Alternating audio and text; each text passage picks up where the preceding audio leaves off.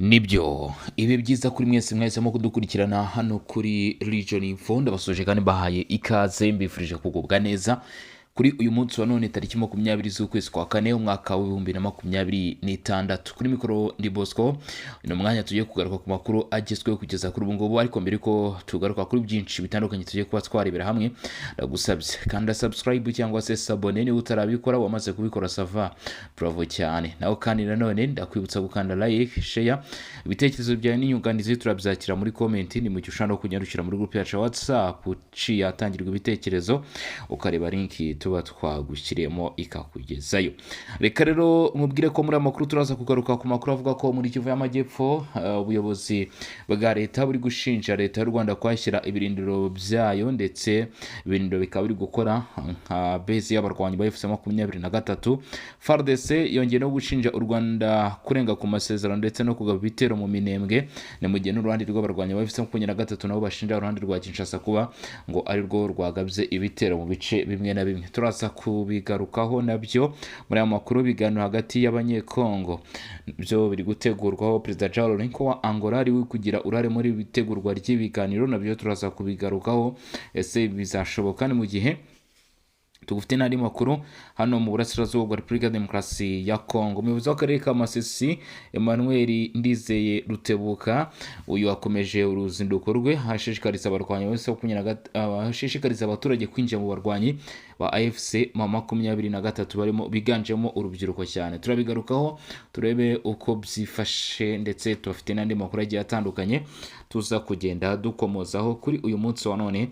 Amakuru atugeraho turuka ku ruhande rw'igisirikare cya leta ya Repubulika ya Demokarasi ya Kongo. Mu itangazo ryashyizwe ahagaragara n'uru ruhande, baravuga ko bafite amakuru yizewe kandi ahamye, aho bashinja ingabo z'u Rwanda kugaba ibitero muri bimwe bigenzurwa n'uru ruhande rwa leta. FARDC yashinje u Rwanda kongera kurenga ku masezerano ndetse no kugaba ibitero mu Minembwe. Igisirikare cya leta ya Repubulika ya Demokarasi ya Kongo FARDC cyatangaje ko nyuma y'icyiciro cya kabiri cy'ibiganiro byahuje leta ya Repubulika ya Demokarasi ya Kongo n'umutwe wa FC23 byabereye mu Montreal mu Busuwisi, ingabo z'u Rwanda zongeye kurenga ku byo zari ziyemeje, ngo zarenze ku byo zari ziyemeje, hanyuma zigaba ibitero mu bice byo mu misozi miremire ya Minembwe mu ntara ya Kivu y'Amajyepfo. Mu itangazo ryashyizwe ahagaragara n'ubuyobozi bukuru bw'ingabo za FARDC, rivuga ko ku mugoroba wo kuwa gatandatu tariki 18 Mata 2026 indege zitagira abapilote drones zihurira rivugwa ko ririmo ingabo z'u Rwanda RDF na FM23 ngo baba baragabye ibitero ku birindiro by'ingabo za Kongo berereye Mikenge ndetse na Kakenge. Izo ndege ngo zanateye ibisasu mu bice bituwemo n'abaturage cyane cyane yitwa Puezero. FARDC ivuga ko imibare y'agateganyo igaragaza ko abantu 4 b'abasivili bamaze kwicwa, mu gihe abandi 8 bakomeretse, aho benshi muri bo ari abagore n'abana. Iki gisirikare cyamaganye byimazeyo ibyo bitero, kivuga ko ari ibikorwa by'urugomo byongeye kugaragara ndetse no kugaragaza uko tubariza amasezerano. Ku ruhande rw'u Rwanda nabo rufatanyije kihanganishije imiryango y'ababuze ababo ndetse kigaragaza impuhwe ku bakomeretse. Ku rundi ruhande FARDC yemeje ko ifite uburenganzira bwo gufata ingamba zose zikenewe kugira ngo irinde abasivili no gusubiza ibitero, nk'uko biri mu nshingano zayo zo kurinda ubusugire n'umutekano by'igihugu. Ubwo ibi byagarukagwaho, ariko hari n'andi makuru akomeye cyane yasohokaga agaruka ku Rwanda ndetse n'umutekano wa Repubulika ya Demokarasi ya Kongo. N'ubundi turacyari muri Kivu y'Amajyepfo. Intara iravuga ko ubuyobozi bw'intara bwavuze ko hari ikigo cya gisirikare cy'u Rwanda ngo cyaba kiri ahitwa Ikabare. Ubuyobozi bw'intara Kivu y'Amajyepfo mu burasirazuba bwa Repubulika ya Demokarasi ya Kongo bwatangaje bushinja ndetse bugaragaza ko buhangayikishijwe cyane n'amakuru avuga ko mu gace ka Mumosho muri shoferi ya Kabare ko hari kubakwa ikigo cya gisirikare cy'ingabo z'u Rwanda. Mu itangazo ryashyizwe ahagaragara n'umuvugizi wa guverinoma cyangwa se umuvugizi w'intara bita Runganywa Abashizi Didier, yavuze ko aya makuru yatanzwe n'abaturage batuye kandi akaba afatwa nk'afite uburemere bukomeye.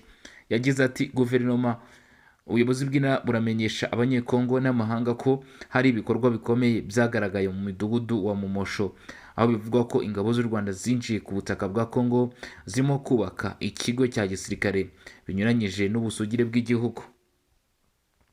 Ubuyobozi bw'intara buvuga ko ibyo bikorwa bifatwa nk'igikorwa gikomeye kibangamiye ubusugire n'ubwigenge bwa Repubulika ya Demokarasi ya Kongo, kikaba ari ubushotoranyi ku gihugu ndetse kikaba kinyuranyije n'amasezerano mpuzamahanga n'inzira ziriho zo gushaka amahoro mu burasirazuba bw'icyo gihugu.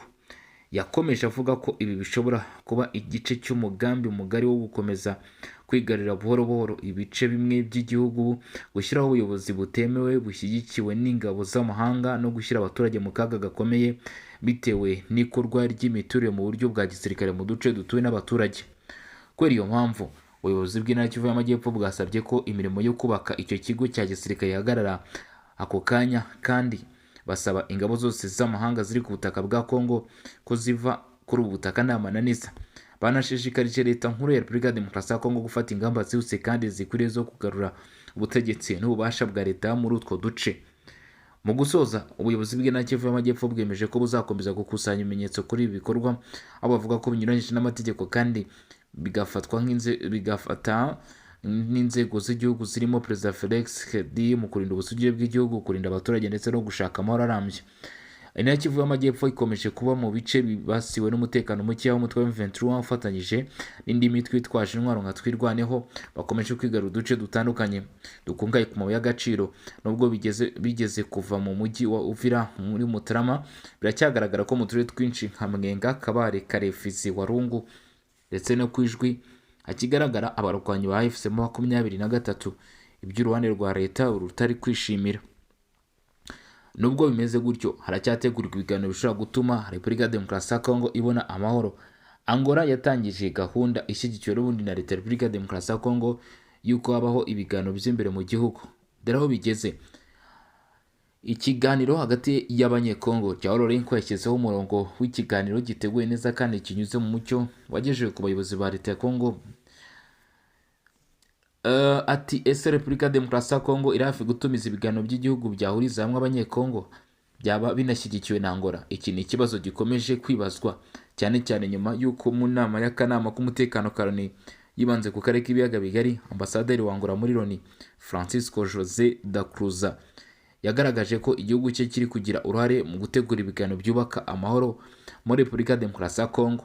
Mu ijambo rye, ambasaderi da Cruz yagaragaje ko umutekano mu burasirazuba bwa Kongo ukomeje kuzamba, hakiyongera imitwe yitwaje intwaro ndetse n'ubwumvikane buke hagati y'abaturage.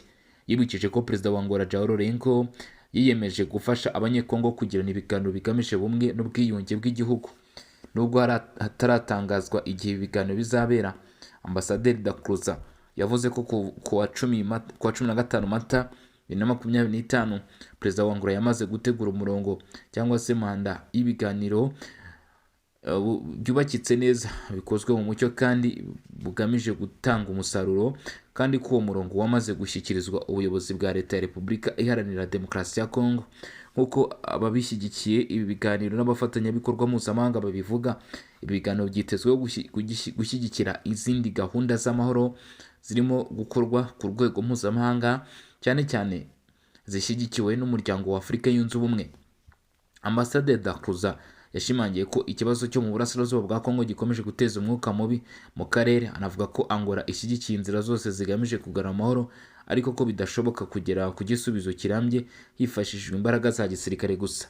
Yagarutse ku kamaro ko gushyira mu bikorwa amasezerano amaze kugerwaho, arimo ay'Doha yo kuwa 15 Ugushyingo 2025 nayo Washington yo kuwa 4 Ukuboza 2025, ndetse n'imyanzuro ya Loni irimo ifite nimero 2773 ndetse na 2808. Yavuze ko kubahiriza ayo masezerano ari ingenzi mu kongera icyizere no gutuma gahunda y'amahoro igira ireme. Yanakomeje ko ibiganiro byahuje Repubulika ya Demokarasi ya Kongo n'u Rwanda i Washington kuwa 18 Werurwe 2026 bigamije kugabanya ubushyamirane, ndetse n'inama yabereye i Geneve iyobowe n'umuryango wa Afurika yunze ubumwe yarebaga aho gahunda yo kugenzura ihagarikwa ry'imirwano igeze. Angola yongeye gushimangira ko ishyigikiye inzira zose zigamije amahoro arambye muri Repubulika ya Demokarasi ya Kongo, isaba ko habaho guhuza imbaraga z'ibiganiro byose kugira ngo batavangavanga. Yanashimye uruhare rwa Perezida wa Togo Faure uri mu buhuza wa Afurika yunze ubumwe. Angola yari yahawe inshingano zo kuganira n'impande zitandukanye z'abanyekongo hagamijwe gutegura ibiganiro by'igihugu. Ibi byemejwe mu nama yabereye i Rwanda yahuje abayobozi barimo Felix Tshisekedi, Fanya Sibene, Arsene Obasanjo. Mu itangazo ryasohotse tariki 11 Gashyantare 2026, ubuyobozi bwa Angola bwatangaje ko gutegura ibiganiro bizatangazwa igihe gikwiye hagamijwe gushyigikira ibiganiro biri kubera i Washington n'i Doha. Icyakora abanyapolitike ba Kongo ntibahuza ku buryo ibiganiro byakorwa.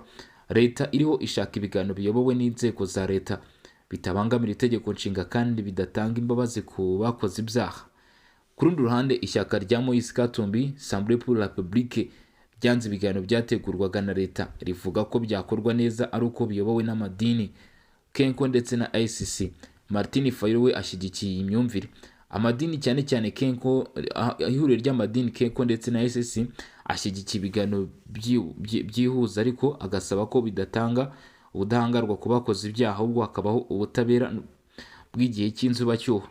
Hari n'abagize societe civile bavuga ko ibiganiro bidakwiye kuba inzira yo kwemeza abakoze amakosa, ariko bakemera ko ari ngombwa kugira ngo igihugu kive mu bibazo kirimo. Kugeza ubu ibi biganiro ntibiratangira, nubwo ibiganiro mpuzamahanga bikomeje gutera imbere ku mpapuro. Ku rwego rw'umutekano burasirazuba bwa Kongo haracyari ibibazo bikomeye cyane cyane muri Kivu y'Amajyaruguru n'iy'Amajyepfo. Muri rusange, inshingano Angola yahawe zo gutegura ibiganiro nizo ziri ku isonga muri iki gihe, nubwo hakiri ukutumvikana gukomeye hagati y'impande zitandukanye z'abanyekongo. Mu yandi makuru akomeje kugenda avugwa mu burasirazuba bwa Repubulika Demokarasi ya Kongo n'ubundi mu bice bigenzurwa na AFC-23, abayobozi babo bakomeje gushishikariza abaturage kwinjira muri uyu mutwe. Umuyobozi w'akarere ka Masisi Emmanuel Ndizeye Rutebuka washyizwe n'abarwanya ba AFC-23 bavuga ko ku itariki 19 Mata yatangiye uruzinduko rwe rw'akazi byari ku cyumweru, arugira muri shoferu ya Bahunde nyuma y'urundi yaherutse kugirira muri Bashari. Nk'uko byatangajwe n'ubuyobozi bw'ibanze agace ka Kinigi, niko kabaye intangiriro y'uruzinduko rugamije kwegera abaturage ndetse no kumva ibibazo byabo ku buryo butaziguye. Muri uruzinduko uyu muyobozi yari aherekejwe n'abandi bayobozi batandukanye barimo Safari Makuza ushinzwe ubukangurambaga n'ikorwa ry'ibyinjizwa mu mitwe yitwaje intwaro mu karere ka Masisi ndetse n'abayobozi bo mu mutwe wa M23.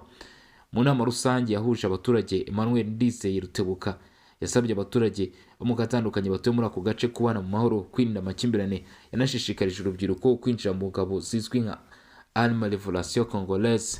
Avuga ko ibyo bishobora gufasha mu kugarura umutekano usesuye muri aka karere. Ubuyobozi bw'akarere ka Masisi buvuga ko uruzinduko rugamije kumenya ibibazo by'ibanze byugarije abaturage no gukomeza kubaka umubano hagati y'abayobozi n'abaturage. Ibi bibaye mu gihe umutekano mu karere ka Masisi ukomeje kuba muke, aho hamaze imyaka myinshi hagaragara imirwano hagati y'imitwe yitwaje intwaro. Abaturage benshi bakaba baravuye mu byabo ndetse n'amakimbirane ashingiye ku moko agikomeje kugaragara nk'uko inyandiko z'ibitangazamakuru zibigaragaza. Nanone kandi abarwanya ba AFC-23 kuri uyu munsi wa none bashyize hanze ubutumwa. Lawrence Kanyuka uvugira inyeshyamba z'umutwe wa 23 wabinyujije ku rukuta rwe rwa X kuri wa 20 z'ukwa kane 2026 yashyize hanze amakuru akomeye cyane. Avuga ko kuva ku isaha 9:15 za mu gitondo kugeza ubwo yashyiraga hanze amakuru ngo ingabo z'ubutegetsi bwa Kinshasa zari zirimo kugaba ibitero by'umwihariko mu duce twa Mikenye ndetse na Minembwe. Yavuze ko yifashishijwe indege za kamikaze. Ku isaha 11:15 za mu gitondo ngo nibwo ibi bitero byatangiye mu gace gatuye cyane ka Mitimingi muri Masisi, ngo naho hakaba humvikanye imirwano nk'iyi yasenye ibigo byinshi cyane by'abaturage. Ni ikintu gikomeye cyane bivuga ngo guhagarika imirwano kugeza uyu munsi. Ibyo leta ya Repubulika Demokarasi ya Kongo yashoraga muri iyi mirwano, igura amasasu, yishyura abasirikare, igura indege, ibi ngibi bishobora kuba mu by'ukuri byakubaka igihugu cyangwa se bikaba byafasha igihugu mu bundi buryo kurusha uko byakaba bishorwa mu mirwano. Rero ni amahirwe akomeye cyane kuba AFC-23 yakwemera guhagarika ibitero ndetse n'imirwano, kuko byatuma Repubulika Demokarasi ya Kongo ikomeza mu by'ukuri kwiyubaka kurushaho, aho kugira ngo ishore amafaranga yayo mu ntambara. Ndetse niba imirwano ihagaze, AFC-23 ikazashyika ikemera ko ubuyobozi bwa leta bugaruka muri bice, ni intambwe nziza izaba itewe mu by'ukuri aho bizagabanya rero ibyo leta ya Repubulika ya Demokarasi ya Kongo yashoboraga kuzashyira muri iyi ntambara n'indi nsinzi ya Kinshasa. Ibi bituma rero habaho uburyo mpuzamahanga bwo kugenzura imyitwarire ya M23 ku butaka, bityo bikagabanya amahirwe yo gusubira inyuma ku masezerano. Ku rundi ruhande, M23 yemeye gukurikiranwa no kugenzurwa, ikintu cyerekana ko yagabanyije ubwisanzure yari ifite mbere. Bivuze ngo kugeza uyu munsi ya ngingo ivuga yuko hashyizweho cyitwa Memorandum of Understanding cyangwa se gahunda n'ubundi ariyo twagarukaga ya MCVE plus yo kugenzura uburyo ki aya masezerano azaba yubahirizwa kandi nta handi azubahirizwa. Ni buce M23 igenzura, ntabwo azajya gukurikiranwa Kinshasa, ntabwo azajya gukurikiranwa araho ho Katanga ngo bagenzuza ariho bajya, ahubwo bagenzuzi bazaza mu bice M23 igenzura barebe ko ibyo byumvikanwe bikurikizwa. Ibyo rero birongera kugaragaza uruhande rwa leta mu gutsinda, ariko bikagaragaza intege nke kuri M23 kuko uyu munsi ubwisanzure bari bafite buraza kugabanyuka, ibyo bakoraga byose baraza kuba bagenzurwa, ndetse kandi nanone bivuze ko ubudahangarwa bwabo burimo buragenda bucika intege. Ibyo ni ibiri kuri AFC mu 23. Kumva ko rero uyu mutwe wa AFC M23 kuri iyi nshuro urafitwe ku buryo bukomeye cyane. M23 yemeye gukurikiranwa ndetse no kugenzurwa. Ikindi rero kuba hari ingingo yo kurekura imfungwa mu gihe cyagenwe bigamije kongera icyizere hagati y'impande zombi, nabyo bishyigikira inyungu za leta ya Kongo, kuko bigaragaza ko ari mu murongo wo kugarura ituze ndetse no kubaka amahoro arambye. No kuvuga rero aya masezerano agaragaza intambwe yatewe n'impande zombi. Isesengura ryimbitse rigaragaza ko Kinshasa ariyo yungutse cyane mu rwego rwa politike na diplomasi. Ku rundi ruhande, M23 yemeye koroshya ibikorwa byayo birimo no gufungura inzira z'ubutabazi, ariko bigaragara ko yabitewe n'igitutu cy'amahanga cyane cyane Amerika aho kuba icyemezo cyayo kigenga. Ibi bituma aya masezerano asa nk'ashyira Kinshasa mu mwanya ukomeye kurusha mu gukomeza kugenzura ndetse no kuyobora inzira y'amahoro mu burasirazuba bwa Kongo. Bivuze ngo AFC 23 ahangaha twavuga ko urwishe yanka rukiriho, kubera yuko urumva ko n'ubundi hacyarimo imitego myinshi AFC 23 yagiye ihura nayo muri aya masezerano, ndetse n'ibiganiro bishobora kuzatuma mu minsi iri imbere bazasanga ko mu by'ukuri hari ibyo bifunzeho cyangwa se bitejeho ibibazo. Ibi ni nko wa mukino wa dame, aho usanga ushobora gukina inka ariko ugasanga bitewe n'ukuntu wazikinnye nabi, ariko ugasanga urirangije cyangwa se mu by'ukuri utsinzwe mu buryo utateguraga. Ibi ngibi rero bishobora kuza kuri 23 mu gihe abikomeje kwemera ingingo gutya ifungura ibice ndetse n'amahirwe ku ruhande rwa leta mu by'ukuri mu buryo nk'ubu ngubu. Rero ni amasezerano rero akomeye akomeje kugenda agarukwaho leta muri rusange. Rero uko inyandiko iteye kugeza uyu munsi ndetse n'ibikomeje kugenda bigarukwaho, leta ya Repubulika Iharanira Demokarasi ya Kongo na M23 bimenanyije kurinda abasivili ndetse no koroshya ubutabazi nyuma y'ibiganiro byo mu Busuwisi. Ni ibiganiro rero bizabaye guhera ku itariki 13 kugeza ku itariki 17, iminsi 5 yose. Abahagarariye FC M23 ndetse n'abahagarariye Kinshasa bicaye ku meza baganira kugira ngo barebe ko hari icyo bageraho.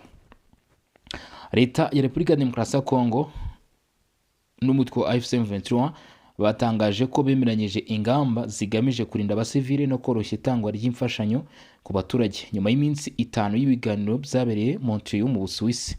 Ibi byatangajwe mu itangazo bahuriyeho ryashyizwe ahagaragara na Minisiteri y'Ububanyi n'Amahanga ya Leta Zunze Ubumwe za Amerika. Iryo tangazo rigaragaza ko impande zombi ziyemeje kurinda igikorwa cyose cyabangamira itangwa ry'imfashanyo z'ubutabazi ku baturage bugarijwe n'intambara. Uyu munsi ibibazo byagiye bibaho, imirwano yagiye ibaho muri Kivu y'Amajyepfo, muri Kivu y'Amajyaruguru, ibice byafashwe, ibyambuwe, byose byagiye bigira bitya byirundira ku muturage wa hano mu burasirazuba bwa Kongo rusanzwe mu by'ukuri hatuye cyangwa se abakoraga umunsi ku wundi, aho uyu munsi bamwe bari mu bihugu by'amahanga bagiye bahunga, abandi bahungiye imbere mu gihugu bayo mu buzima bukomeye cyane. Ibi ngibi rero niyo mpamvu kugeza umunsi ubona Leta Zunze Ubumwe za Amerika zikomeje kuzamura attention kuri iki kibazo gikomeye cyane cy'abaturage bagiye bava mu byabo.